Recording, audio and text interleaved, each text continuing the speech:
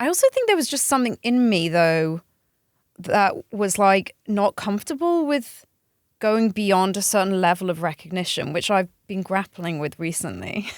Interesting. Yeah, I watched this video on TikTok and they were like, you're only as famous, you can only be as famous as your nervous system allows. Does that resonate with you? A little bit. Yeah. Yeah, it feels like, like I have this really hardcore fan base, but previous to this record, I feel like there's always been something that, there would be a part of me that would be exposed I wouldn't be comfortable with if it went beyond that. I've done a lot of therapy on it. But what is the core? What are you afraid of exposing? Or I think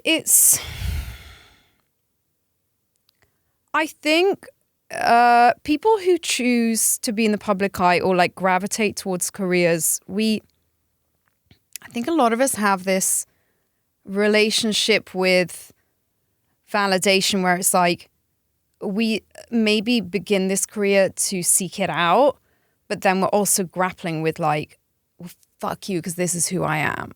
Like, I don't care if you don't like me. Really? And like the extremes of this career make those moments magnified, especially with like, just fan culture online. It can feel very loud, even if it's not. Like 5 voices can feel like 50.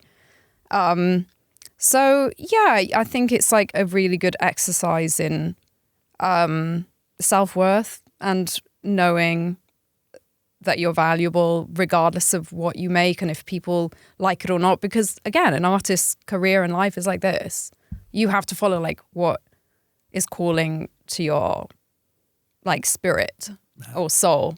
And sometimes people are on the ride with you and other times not. But you just have to like accept that, which is hard. It's like a hard thing. I totally get it. Yeah. Like, at the end of the day, like you have to do this thing for you. Yeah. But do you feel like you're holding yourself back from achieving a new level of fame because that's going to subject you to this idea that people are going to criticize you? And I don't know if it's about critique. I think there's like a control thing there where it's like I really enjoy freedom. And maybe in my head I had it wrong where I was like, if I wanted to be this level of seen, like, or recognized for my work, then I'm going to have to give up other things. But I don't currently feel like that, but it's just something I've thought about recently and like have worked through. And it's kind of interesting because I think my fans also sometimes feel confused. They're like, why didn't she take this path?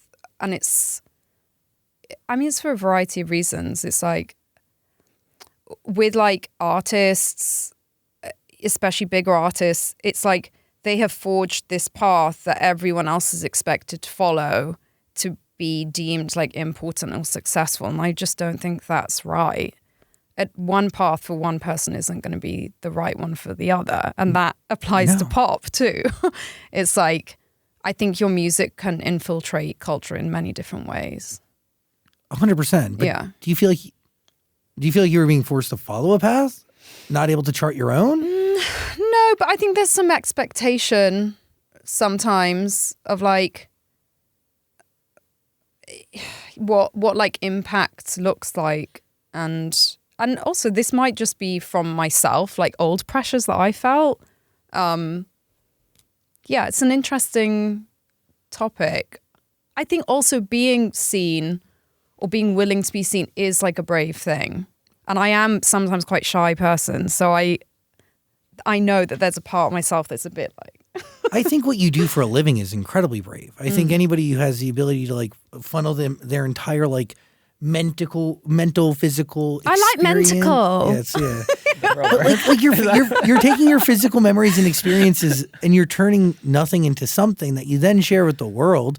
And then you have to like go and perform it and like ride with it. Like that's like very vulnerable and it takes bravery to do. Like, totally. But like also whatever industry you're in, I think takes like a lot of bravery to be like, I deserve to be here and take up space. That's something that we all struggle with at some point. But it's like you have to override your brain. But real. but you could have kind of like hidden behind Electra Heart. You could have hidden behind Marina and the Diamonds, but you said, nope, I'm just Marina. Yeah. Why was that? Because you could have kind of like, you could have taken a step back and almost been this character. Yes. Yeah, the easy route would have been to stick with Marina and the Diamonds. Yeah, but you For said, sure. But nope, I it's wanted me. to freaking rebrand. Which my label didn't like at the time.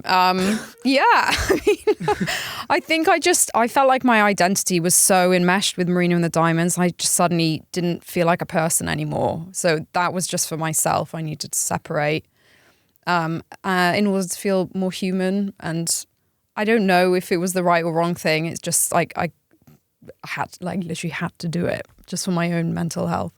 I want to talk digital fantasy because it does kind of play into all of this. Because like we do live in a digital fantasy more now than ever. Mm-hmm. There is this like guise of the internet that keeps people separated yet connected at the same time. It's fucking weird as shit. Yeah. Are you writing that record? Is it inspired by dating apps? Is it inspired by just dating apps? Dating in general, I think. Yeah, it's terrible. It's not, I mean, it could be very much about dating apps, but I think it's more like a lot of people are like say they are looking for love, but they're not really. And maybe What are they looking I was for? probably one of those people at some point in the last 2 or 3 years. But I think Looking for people validation. are looking for validation. They're looking for connection without having to like give anything of themselves back or like real. be vulnerable or open up. Yeah. So as soon as it gets to that point where it looks like you might get close, it's like, Yeah, because it's scary. it's scary. Yeah. Very scary. But also we now have like, you know, Instagram, etc., where you can get an idea for who someone is, and actually it's nothing to do with like who they are in reality. And that's scary too, right? Because you have this idea of somebody made up in your head based on their Instagram, and then you meet them and they're like, oh shit. Yes. Yeah. You think you're gonna meet a certain type of energy, and you're like, oh, that's nothing like what you're really like. You can't like the idea. It's so bad. It's so bad because people come in with preconceived ideas, Yes. and 9 times out of 10, it's never going to meet your imagination or your expectations. So right out the gate, it's over. Yeah. I think that's really what's fucking up connection, actually. It's that. We're There's understanding. this gap between like our digital selves and actual selves. Yeah. Did you find any meaningful connection on an app? No. No, darling. I don't know. I'm not sure if it's LA or if it was me at the time. I haven't been on an app for quite a while. Did you find any meaningful connections post doing shrooms Post doing? or while doing shrooms? Oh, Yeah. no, I only ever do them on my own. I mean, in life, connection in life. Connection in to life. nature. Yeah. I mean, yeah. There's so many forms of connection.